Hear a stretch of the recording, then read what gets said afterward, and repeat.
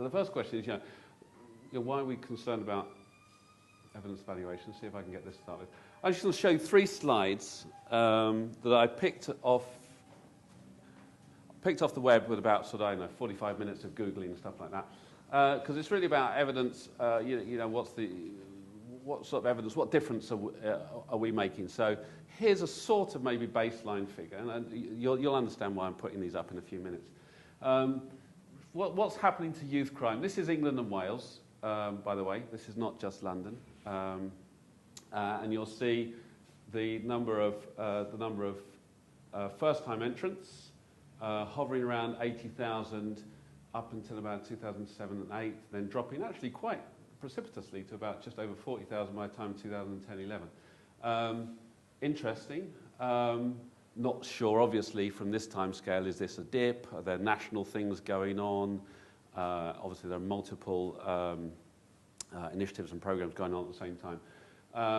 But obviously, something that we're concerned about, right? So if you think about the criminal justice system as a system, you've got people leaving it either, hopefully through stopping reoffending, but you've got people coming in. If you can reduce the number of first-time entrants, it's very well known that's going to make a massive difference downstream. So that's looking possibly good for the future, but still uncertain about what this means, where there's going. Is there a trend or not?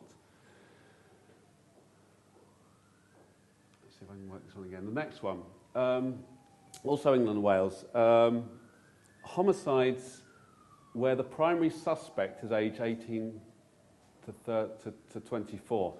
And you'll see this is divided into two groups of areas. It's the TKAP is the Targeted Knife Action Program. Targeted Knife and Serious Youth Violence Reduction Program, I think, is the full title or something like that.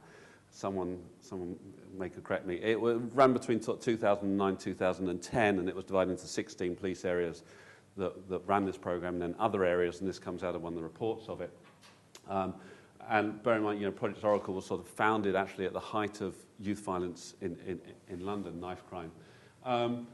So if you have a look, this doesn't look quite so good in the sense that some obviously serious crimes, by the time you get to 9-10, actually really just sort of not much improvements from 1997 to 98. And no, was there a difference in the TKAP areas or not? Maybe, maybe not.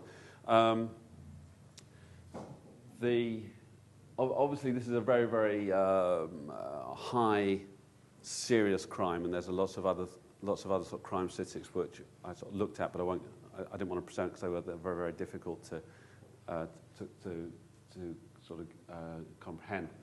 But again, so not very clear pattern here.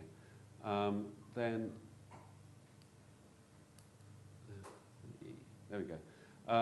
But then looking now more just in London, but this is homicides, nothing to do with youth crime, not particularly, but actually maybe possibly even a reduction. But this is a longer time period from 1990 to 2011, 2012.